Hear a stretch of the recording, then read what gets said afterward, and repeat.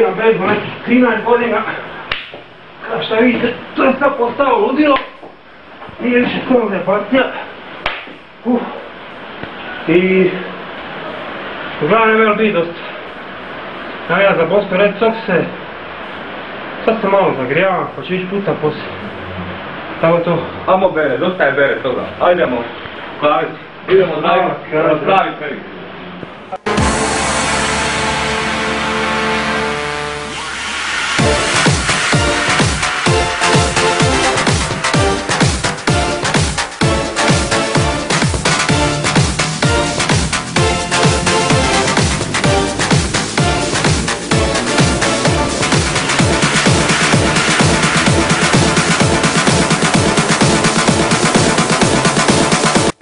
Ja se sjećam tih prvih treninga, na njih su dolazili još neki momci iz Solina, a pridružili su se mladići iz tehničke škole.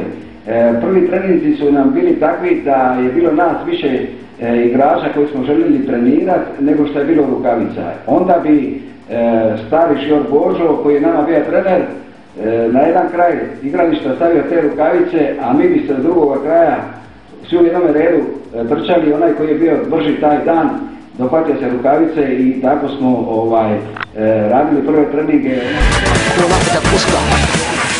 Ode Hoblar! Hoblar, Račić, Iva Račić, Hoblar, bravo! Nastavak bejzbola možemo tražiti 30. godina, naime 35. godine se formira bejzbol klub Krupa koji je funkcionirao na predjelu Špinuta i tamo bila jedna velika ledina gdje su oni igrali utakmice normalno između sebe jer onda nije bilo protivnika, dijelili su se na mlade i stare i obično bi nedjeljom kroz jutro odigrali koju utakmicu bejzbola. Osim Krupe ranije možda je interesantno spomenuti da su i neki nogometni klubovi kao što je Borac i Hajduk imali svoju sekciju bejzbola. Ante Ćurković, najbolji udarač nade. Sa njegovim hovrelom osvojili smo Interligu.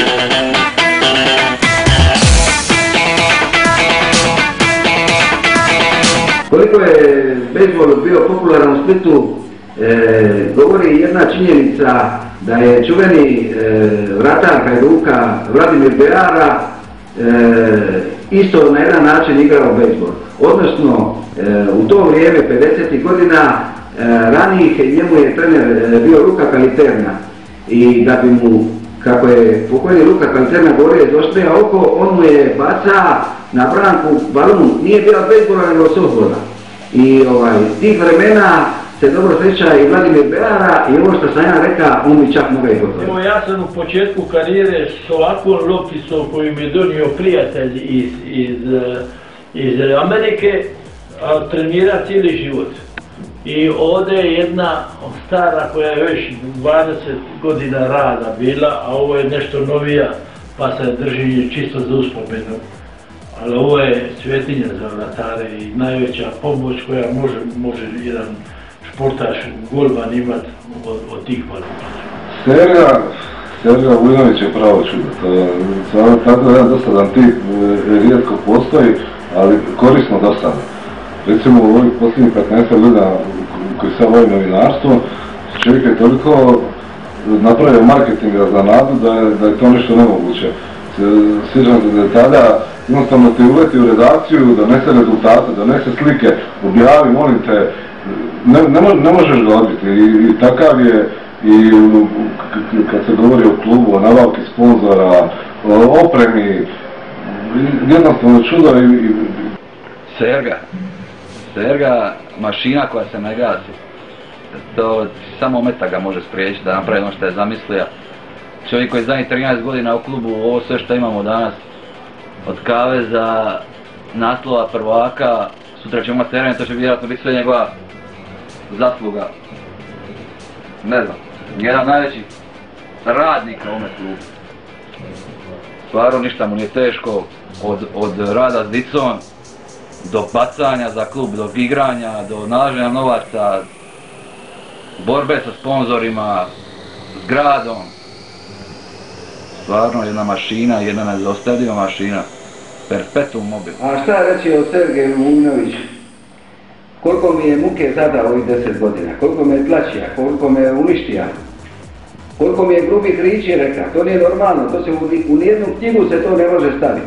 Međutim, ja ga duboko cijenim jer je veliki entuzijasta, on je čovjek koji je na svoja leđa primija sve ovo što se zadnjih 10 godina događalo u klubu i mislim da je on taj koji je zaslužan da klub dalje živi i radi i da funkcionira. Mladen Saso, najveća legenda splitskog bejzbola. Mladen Saso, legenda kluba, čovjek koji sad ima 43 godine, a još je tu, još igra. I još uvijek je konkurentan. Čovjek koji voli klub, koji srasta s klubom, čovjek sa znanjem. Sve najbolje o njemu mogu reći. Ivan Račić, najperspektivniji mladi igrač bejzbol kluba Nada. Otišao je na školovanje u Ameriku, pokušao je igrati bejzbol na koleđu. Ove godine se treba vratiti. Od njegovih najvećih dostignuća se mogu izdvojiti igre za suparničke klubove, znači za evropske kupove, kada smo Ivana Račića posuđivali bejzbol klubu Zagreb i bejzbol klubu Olimpija Karlovac. U tim godinama su ta dva kluba osvojili evropski kup sebe, to bi bilo isto što i kup UEFA. Račio, u prvome odličan prijatelj i odličan je vrhunski igrač i dok sam još bio mlađi, on je jedno vrijeme bio trener i mogu reći da sam od njega puno naučio bejzbolu. Šta reći o Japancu? Japanac koji je igrao za naš klub od 2003. do 2005. Tetsuhiro Mona, svima poznat kao Tet, najbolji igrač Europe na svojoj poziciji, najbolji bacač Europe, proglašen na Europskom prvenstvu. On je puno značaj za ovaj klub, puno značaj za hrvatski bejzbol i mislim da sa odlaskom takvih igrača naš sport puno gubi. Ernesto Pereira je ostavio veliki trag na splitski bejzbol. Uz njegovu pomoć osvojili smo dvije titule hrvatskih prvaka i dvije Interlige. Stvarno gušte sjetit Nada iz 80-ih. Meni su oni ostali u jako godnom sjećanju, to su bili neki srednjoškolski dani, klinici. Recimo sjećam da bi šetali i da uvijek bi nešto raspravljale, gluposti, i nikome nije bilo jasno sada igra se bejzbol na starom Hajdukom. Ali bila je dobra ekipa, bio je gušt pogledati neke utakmice, recimo meni je ostao uvijek kao pojam bejzbola u Splitu, Saso. Bio nam je drag jer je to dobra na svima igralu bila Ana Saso i svi smo hvala Saso, ali ovo nam je ostao kao igrač, mi je ostao uvijek u super sjećanju da je jedan najveći igrača bejzbola ovdje. I bio je gušt, za Nadu su igrali braća Dine, Gran Dvornik, oni su već tada polako postali fate, svirali su tamo igrali bejzbol. Sve zajedno bejzbol, malo bi je to bilo nekako djelo elitistički u to vrijeme, ali ima neki svoj krug, svoj gušt, svoj užitak i zato je ostao. I u Splitu se mora napraviti veliki klub bejzbola jer je Split najsportski grad na svijetu i onda je bilo logično da i bejzbolaši budu najbolji, da su bili prvaci i Uge i sad su najbolji i to je normalno. Za Split bejzbol je sasvim normalno. Dok sam igrao u Bostonu, išao sam na utakmice Red Soxa kad ima vremena i koliko god taj sport izgleda ovako malo dosadan na prvi pogled, toliko kad znaš pravila onda je interesantan.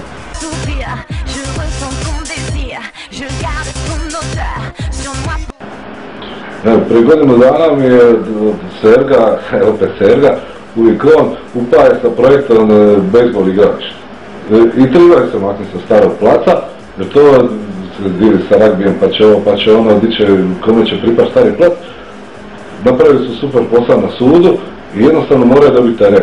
Ima u Splitu terena, ima na Žnjanu, ima na Kili, prema tome bejzbol treba dobiti svoje igralište jer su oni svih ovih godina pokazali da su klub od respekta, klub koji osvaja titule i moraju imati svoj kutak gdje će dolazi publika, gdje će uživati, gdje će biti pravi njihov bejzbol teren, ali samo za bejzbol. Ne mogu se igrati bejzbol i ragbi na istom igralištu. To stvarno nema smisla. Kerume, daje nam više bejzbol igralište. Vrime! Na kraju treba reći da 2009. godina je godina kad se stavilo 90 godina bejzbola u Splitu 75 godina bejzbol kluba Krupa i 35 godina bejzbol kluba Nada. Meni jedna veliko zadovoljstvo, satisfakcija za sve to što se dogodilo. Međutim, ostaje jedna stvar nedorečena koju bi želio da neke buduće generacije riješu, a to je pitanje bejzbol igrališta. Naime, mi smo prvi u bivšoj Jugoslaviji koji smo krenuli sa bejzbolom kao sportom i nije ga bilo u nijednoj bivšoj republici. Split je znači prvi grad u bivšoj Jugoslaviji, jedan od prvih gradova u Europi gdje se počeo igrati bejzbol.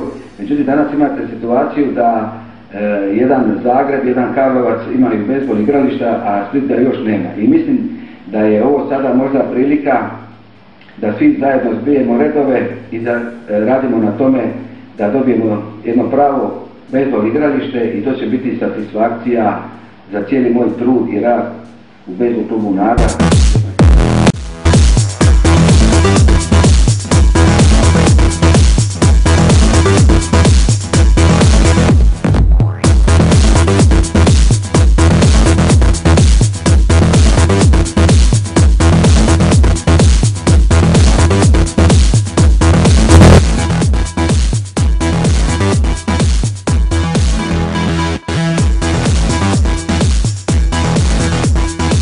Nema baluna do bejzbol baluna.